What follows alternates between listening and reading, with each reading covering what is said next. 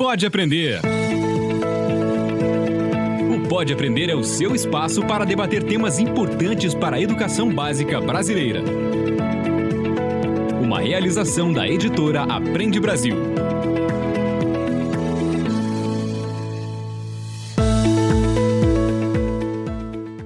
Olá, eu sou a Danaê Búbalo. Seja muito bem-vindo, muito bem-vinda ao Pode Aprender, o nosso bate-papo qualificado sobre a educação básica brasileira. Puxe uma cadeira, faça aquele cafezinho ou deixe essa conversa rolando no seu carro, porque hoje vamos trocar muitas ideias e aprendizados.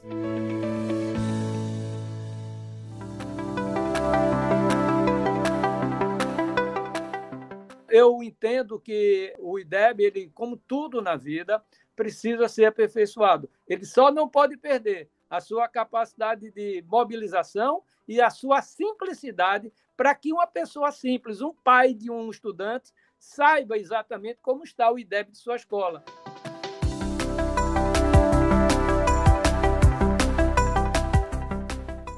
Neste episódio do Pode Aprender, vamos conversar sobre uma das principais avaliações da educação básica brasileira. O nosso tema de hoje é a importância do IDEB para a educação pública. Livro aberto. O Índice de Desenvolvimento da Educação Básica, o IDEB, foi criado em 2007 e está entre os principais indicadores de qualidade do ensino básico no Brasil. Em uma escala de 0 a 10, o índice sintetiza dois conceitos: o fluxo escolar e o desempenho dos estudantes em avaliações que medem o conhecimento em português e matemática. Para conversar com a gente sobre a importância do índice e as suas eventuais melhorias, temos a participação de dois convidados com grande conhecimento no assunto. A primeira é a professora Maria Inês Fini, doutora em educação, pedagoga, pesquisadora e especialista em currículo e avaliação. Maria Inês foi fundadora da Faculdade de Educação da Unicamp, foi diretora de avaliação do INEP, responsável pela criação e implementação do Enem e do Enseja, e também presidente do INEP até 2019. Ela também é membro do Comitê Gestor da BNCC e membro do Conselho do Todos pela Educação, além de ser premiada por seus trabalhos na educação no Brasil. Seja muito bem-vinda, professora Maria Inês. Muito obrigada, é um prazer estar aqui com vocês. E também junto com a gente o professor Mozar Neves Ramos. Pós-doutorado em Química, foi presidente executivo do Todos pela Educação e é autor de vários livros na área. Mozar já foi eleito pela revista Época como uma das 100 pessoas mais influentes do Brasil e já recebeu diversos reconhecimentos, como Personalidade das Artes, Ciência e Letras da França, Educador Internacional do Ano pela IBC Cambridge e Cavalheiro da Ordem do Mérito da República Italiana. Foi diretor de articulação e inovação do Instituto Ayrton Senna e, atualmente, além de ser membro do Conselho Nacional de Educação, é titular da Cátedra Sérgio Henrique Ferreira do Instituto de Estudos Avançados da USP. Seja muito bem-vindo, Mozar. Muito obrigado, um prazer enorme estar com vocês, particularmente com a minha querida amiga Maria Inês Fini, por quem nutro uma grande admiração e é um expert nesse tema da avaliação. Bom, pessoal, com esses dois convidados super especialistas no assunto, vamos ao que interessa. Pega a caneta que é hora de se aprofundar no assunto. Pega a caneta.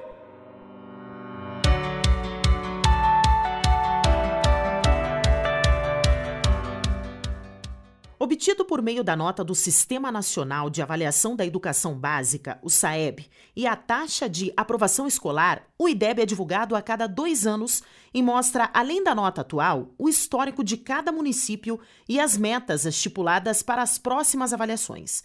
Com isso, o IDEB acaba sendo um objetivo a ser alcançado por muitas escolas e também um meio de comparar o desenvolvimento da qualidade da educação ao longo do tempo. Bom, professores, gostaria que vocês comentassem, então, a importância de se medir o aprendizado na educação básica de um país. Mozar. Olha, em primeiro lugar, é fundamental que qualquer país tenha um sistema de avaliação sólido capaz de aferir a qualidade do ensino oferecido. O Brasil, tanto na educação básica como no ensino superior, tem uma larga experiência nesse campo. A Maria Inês tem um papel aí importantíssimo para toda essa história, não é? E o IDEB foi, sem sombra de dúvidas, apesar das suas limitações, mas eu acho que um indicador de avaliação que possa aferir a qualidade do ensino, ele tem que também mobilizar as pessoas, não é? Em prol dessa qualidade. E eu acho que o IDEB teve esse grande mérito de não só colocar metas para os municípios, estados, escolas e para o próprio país, mas ele também mobilizou. Veja hoje que o IDEB está dentro dos debates da política, nesses momentos das eleições municipais, tem muitos candidatos, né, que estão olhando para o IDEB do seu município. Então, eu acho que isso é muito positivo, né? Apesar de eventuais limitações, mas eu acho que ele vem cumprindo um papel importante para mobilizar, não é, em torno da questão da qualidade do ensino no país. Professora Maria Inês? Olha, eu acho que o IDEB ele é um indicador sintético, não é? O que indica, que aponta para metas de qualidade, mas, acima de tudo, ele corrige uma grande possibilidade que o sistema poderia ter de aprovar alunos que não tivessem bom desempenho, ou para colocar nas provas só alunos com bom desempenho. Então, uma vez que ele é composto da taxa de fluxo, por quê? O censo escolar, que é uma estatística fundamental para a educação brasileira, que foi desenvolvida e aprimorada nos últimos 30 anos, nos permite saber quantos somos, quantos éramos no ano passado, quantos seremos no ano que vem. Enfim, qualquer política nacional precisa de dados fundamentais.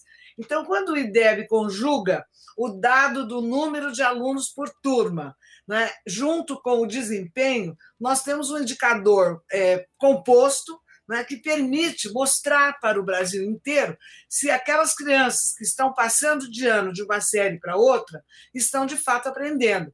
Porque o importante, do ponto de vista de garantia dos direitos, é que as crianças estejam todas na escola, que elas estejam progredindo dentro do sistema e aprendendo com qualidade. Isso é que garantir o direito. Então, quando ele foi elaborado já pelo professor Reinaldo Fernandes, que era o presidente do INEP, ele tem essa sabedoria, porque para nós é fundamental saber que todos estão progredindo e estão progredindo com qualidade. Eu considero uma belíssima política.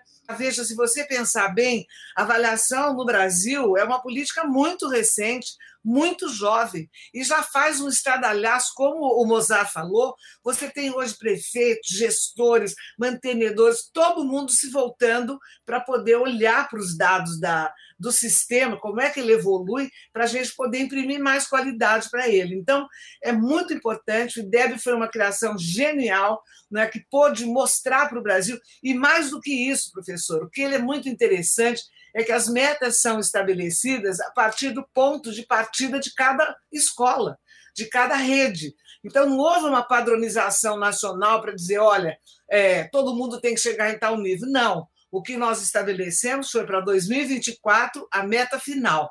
E esta é a finalidade de uma meta, é quantificar o fim do caminho e a gente poder andar para ele com bastante segurança. E, professor Mozart, como que o IDEB faz uma medição justa, então, em todo o território nacional? Como disse a própria Maria Inês Fini, você tem, em primeiro lugar, o mesmo sistema de prova. Você utiliza o Prova Brasil no 5º e no 9º ano para todas as escolas, né, de ensino fundamental.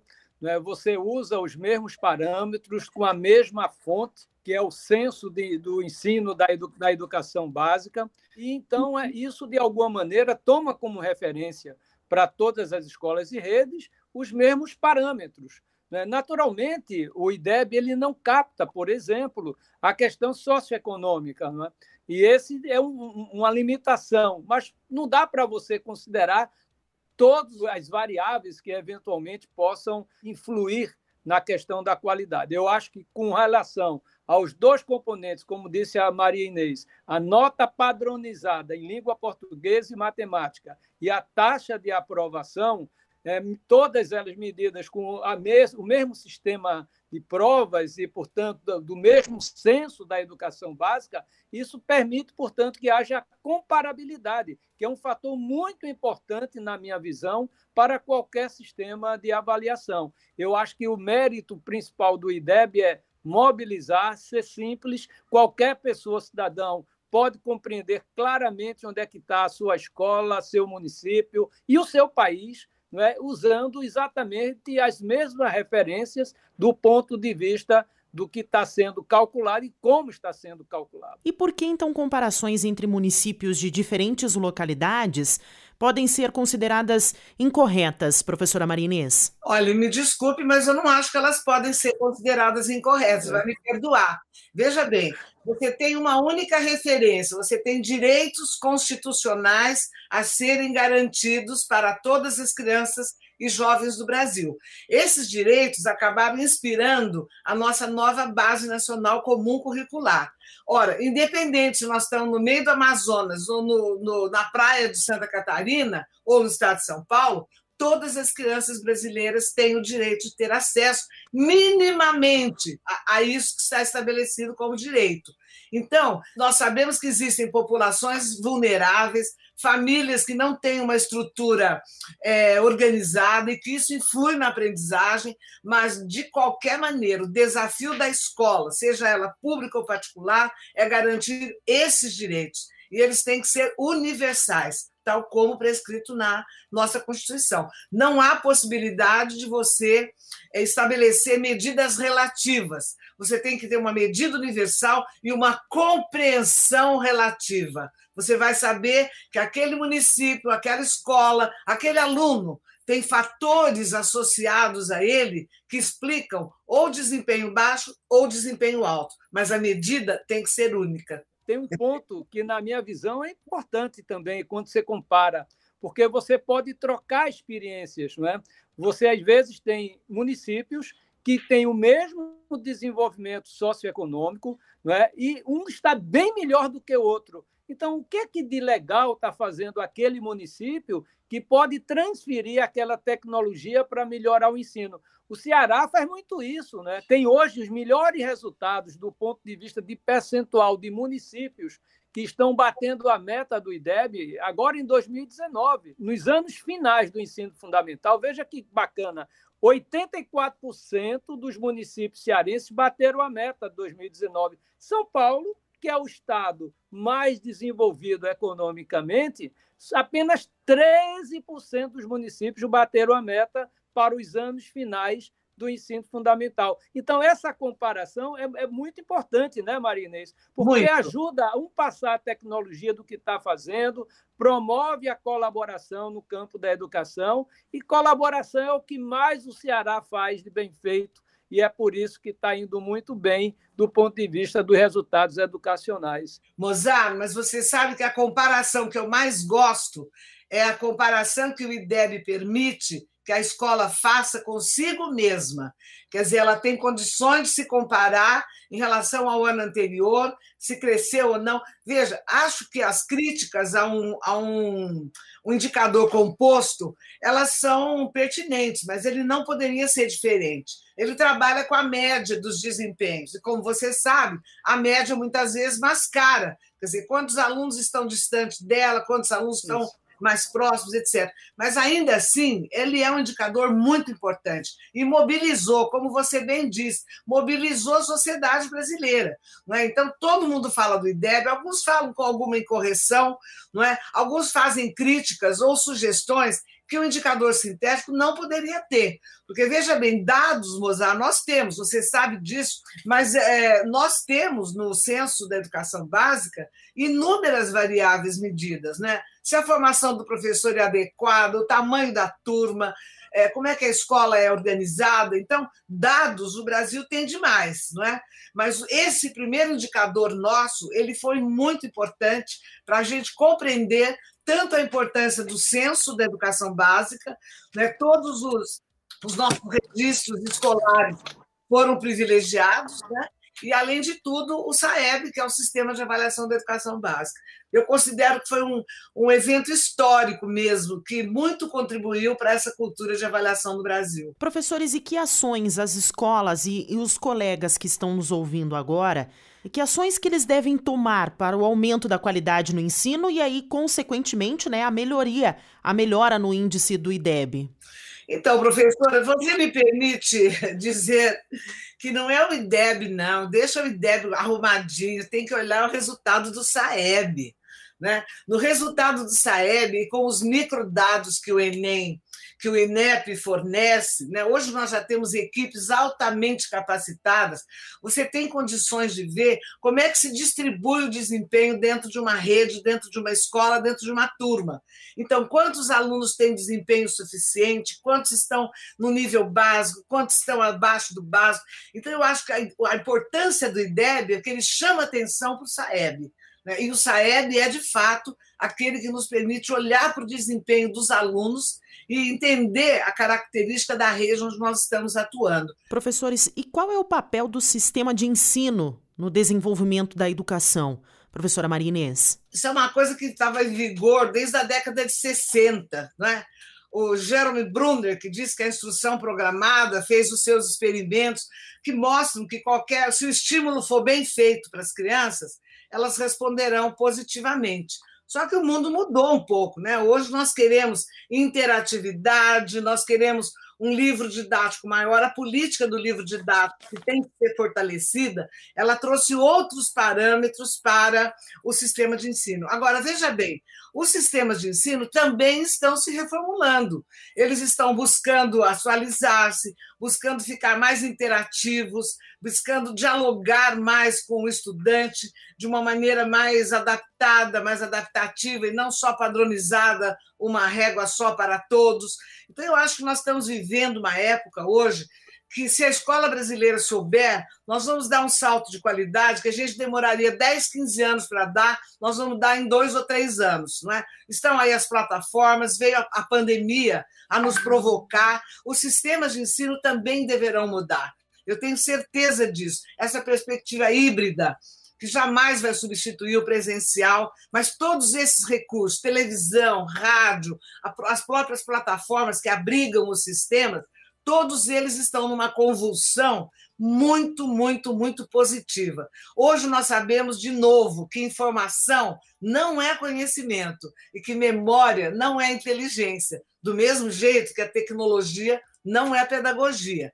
Então, nós temos a chance agora, todos nós, e acho que há uma grande sensibilização dos educadores brasileiros para a gente enfrentar essa inovação com bastante energia e vigor. Professor Mozart. Eu queria lembrar que nós estamos vivendo um mundo chamado mundo VUCA, né? Volátil, incerto, complexo, ambíguo. Né?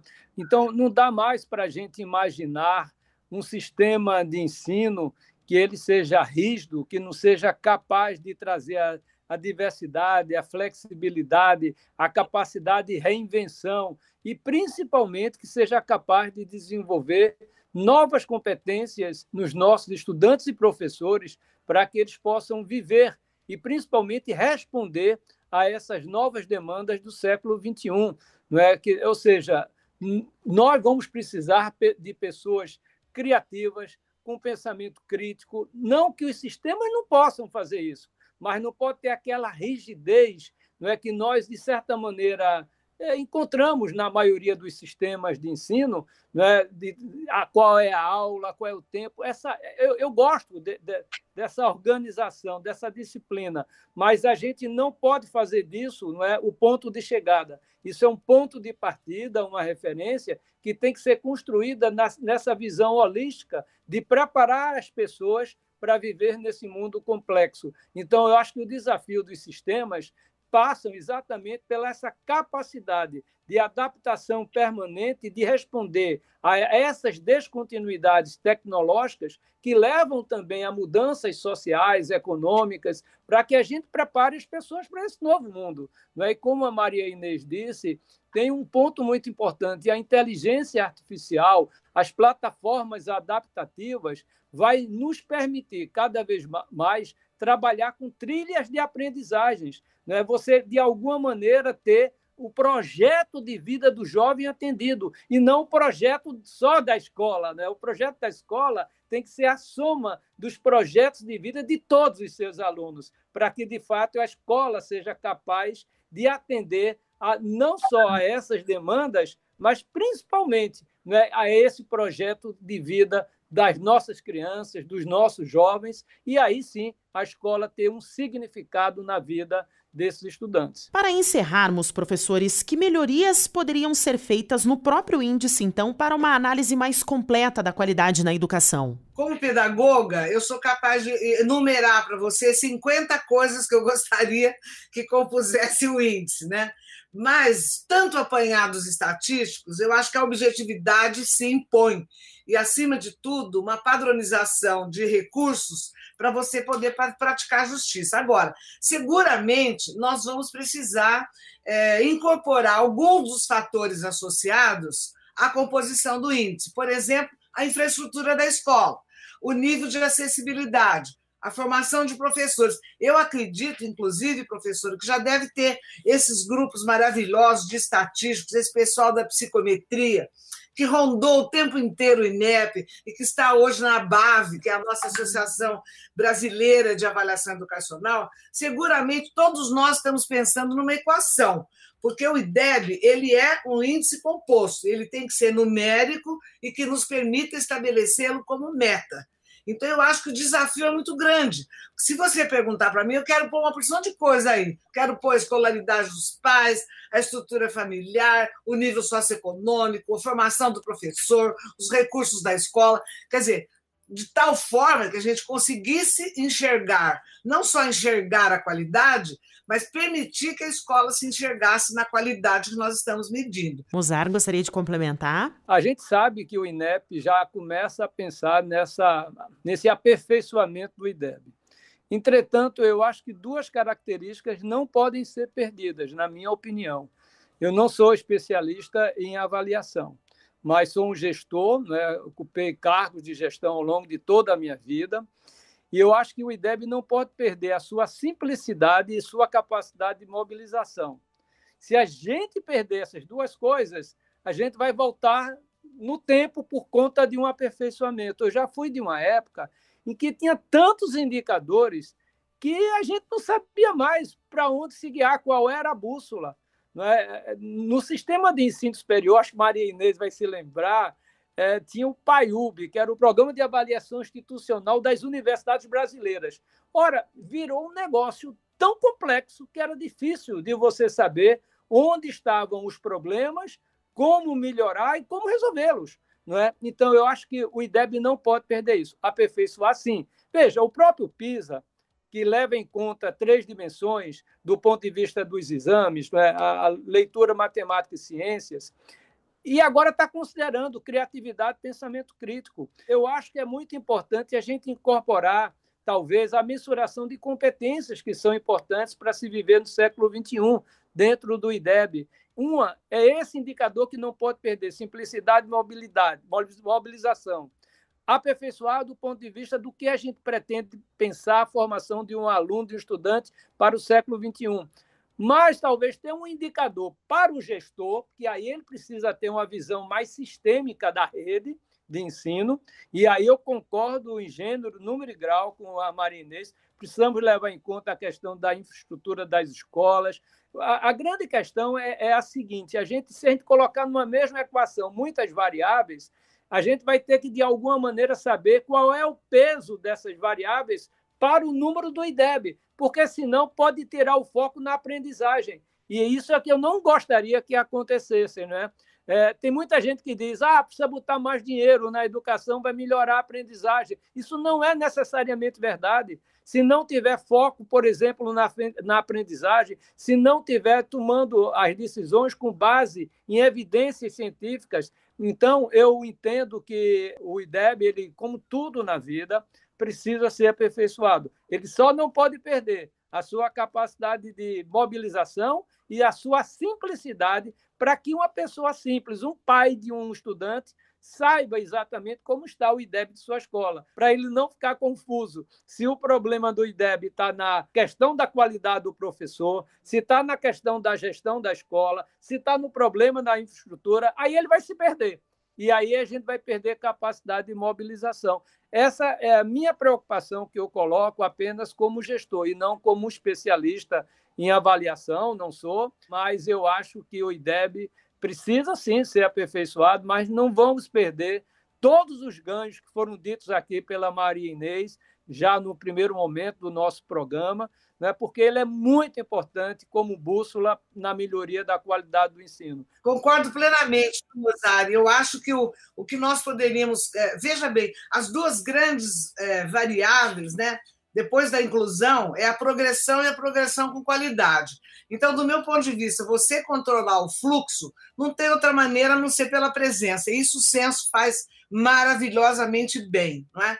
Agora, o desenvolvimento, o desempenho do aluno, é aí que você tem razão. Nós podemos aprimorar os nossos instrumentos de avaliação, as nossas provas. Até hoje, desde o início da década de 90, nós trabalhamos só com testes padronizados, de múltipla escolha. Quer dizer, está na hora de nós colocarmos a nossa criatividade para propormos outras tarefas, não só mais criativas, mas que permitam os alunos mostrarem essas outras habilidades, né? O pensamento criativo, a cooperação, quer dizer, nós temos que fazer uma grande revolução na estrutura das nossas avaliações pedagógicas. Eu, do meu ponto de vista, eu continuaria com o IDEB do jeito que ele é, Mozart, e criaria um outro índice para a gestão, porque o INEP tem dados maravilhosos, tudo que você puder imaginar na vida, o INEP tem acerca das escolas, dos professores, dos diretores, do espaço físico, está lá, pronto, divulgado, microdado. O que a gente precisa é alguém criar um índice para esses fatores que são associados e que deveriam ir, de fato, para a mão do gestor. Chegamos ao momento do programa em que ouvimos um exemplo de inspiração sobre o assunto. Hoje vamos ouvir um pouco sobre como um dos municípios que utiliza o sistema Aprende Brasil tem trabalhado para o aumento da qualidade da educação e, consequentemente, do IDEB. Para se inspirar. Meu nome é Carlos Alberto Serra Negra, secretário municipal de Educação da cidade de Coronel Fabriciano, no leste de Minas Gerais, na região denominada Vale do Aço. Adotamos para todo o ensino fundamental municipal o Sistema Aprende Brasil em 2018 e observamos melhoria da qualidade do nosso ensino.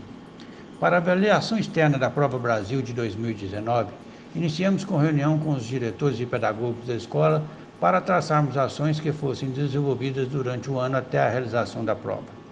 Basicamente, as principais ações foram incluir questões de provas anteriores da Prova Brasil nas avaliações do 5º e 9º ano pelos professores, realização de alguns simulados pela plataforma ON, oferecimento de aula de reforço no contraturno para alunos e ou turmas com deficiência de aprendizagem, fixação de cartazes motivacionais nas salas de aulas para os alunos, realização de visita às salas por mim para explicar aos alunos da seriedade e compromisso ao fazerem as provas, e alocação de professores com perfil mais adequado à realização do exame externo.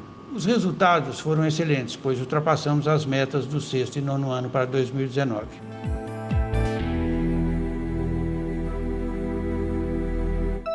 Múltipla escolha.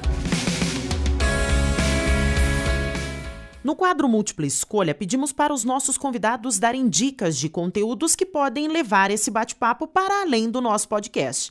Então, professora Maria Inês, você tem algum livro, algum artigo ou outro conteúdo para indicar aos nossos ouvintes sobre a importância da avaliação da educação básica ou até mesmo sobre o IDEB, como a gente já discutiu? Você sabe que nós, em função desse isolamento físico, nós criamos a ANEBI, que é a Associação Nacional de Avaliação, Educação Básica Híbrida. E no nosso site nós estamos indicando todos esses textos. Tem um texto do Chico Soares sobre avaliação, um texto moderno da professora Guiomar Namo de Mello sobre ensino híbrido, do professor Fernando Leme do Prado. Então, eu convoco vocês todos, primeiro para se associarem à ANEBI, não é? Entre no nosso site, www.anebi.com, por enquanto, e associe-se à Anebi. Nós vamos promover inúmeras discussões na nossa Câmara de Avaliação, na Câmara de Currículo. Nós temos aí mais de 150 conselheiros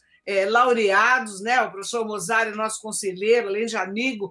Então, eu convido vocês a olharem, são as últimas publicações onde a gente está trazendo aquilo que tem de mais moderno. Além disso, no site do INEP, o INEP transformou o seu site oficial agora, ele está muito mais amigável para a gente procurar os textos, as questões, os relatórios do SAEB estão lá. Eu sugiro que vocês consultem também os cadernos de pesquisa do INEP, o Em Aberto, que é uma publicação maravilhosa, tem o Em Aberto totalmente dedicado ao SAEB, então busquem as publicações do INEP, que eu acho que elas são as mais, oficialmente, as mais indicadas para esse momento de compreender o IDEB. E Mozart, que materiais tem para nos indicar? Eu citaria 2 outras fontes. Eu, particularmente, quando eu quero sempre algum indicador de uma forma muito amigável da educação brasileira, eu olho muito o site do QEDU. É bem amigável, é www.qedu.org.br. Eu gosto muito. Né? E lá também tem muita leitura, muito texto, né, Maria Inês, que eu acho que pode ajudar os professores, educadores. Eles traduzem os dados do INEP, a fonte deles é o INEP. É muito bem. Exatamente, Maria Inês. E uma outra fonte que eu sugeriria é a Nova Escola. Não é? Eu acho que é uma revista que chega até o chão de escola, né? Não somente a avaliação, mas traz de uma maneira geral as políticas de educação, entrevistas interessantes, artigos. Então, além daquelas que Maria Inês colocou, principalmente também as pessoas que ela considerou, Chico Soares, Rubem Clair, o Brasil tem muita gente boa nessa área da avaliação, que eu incluo a própria Maria Inês, né? Ela é, para mim, uma referência, né? A Maria Helena Castro, que é a nossa presidente do CNE. Todo esse pessoal é um pessoal que vem fazendo um trabalho fantástico na área da avaliação, né? E é por isso que o Brasil está muito bem nesse campo. Gente é quase tudo, né? E o Brasil tem gente muito boa nessa área. Diversão para casa. Estamos chegando ao fim, então, do nosso episódio de hoje. Eu gostaria de agradecer a presença da Maria Inês, da professora Maria Inês, do professor Mozart, aqui no nosso podcast de hoje. E abrir espaço, então, né, para que vocês deixem o contato aos nossos ouvintes. Professor Mozart, quem quiser conversar ainda com o professor a respeito desse assunto que nós discutimos hoje, ou até mesmo de outros assuntos, né? Onde que o pessoal pode te encontrar? Qual é o seu contato, seu meio de contato para os nossos ouvintes, professor? Olha, não estranhe, viu? Eu não tenho Instagram, eu não tenho Twitter, eu não tenho nada dessas coisas tecnológicas, né? Então, você vai me encontrar através do meu e-mail, que eu utilizo, aí sim, com muita frequência, respondo dezenas de e-mails que recebo dos professores, educadores, não é? Então, no Mozart, M-O-Z-A-R-T, N de Neves, Mozart, N Ramos, @gmail.com. E, atualmente, eu estou como titular da cátedra Sérgio Henrique Ferreira, da Universidade de São Paulo, e que nós estamos atualmente trabalhando com vários estudos relativos ao próprio IDEB. Então, se você quiser receber esses nossos trabalhos, eu terei o maior prazer de disponibilizar, de ouvir as sugestões, as críticas, e são por esses meios que eu tenho, de alguma maneira, interagido com a comunidade educacional do país. E professora Maria Inês é adepta às redes sociais ou não, professora? Olha, o meu Facebook está lotado, tem 5.000 pessoas, está todo mundo bravo comigo, que quer entrar, não tem lugar, eu não tenho nem tempo de ler. Tem o Instagram, tem o Facebook da Educário, que é o nosso grupo de avaliação, mas como Mozart, eu prefiro receber não no institucional da Anebi e nem no institucional da Educário. Eu prefiro receber no meu e-mail pessoal, que é mifine, mensine@gmail.com. Perfeito, excelente. Então, muito obrigada, professora Maria Inês. Muito obrigada, Mozart.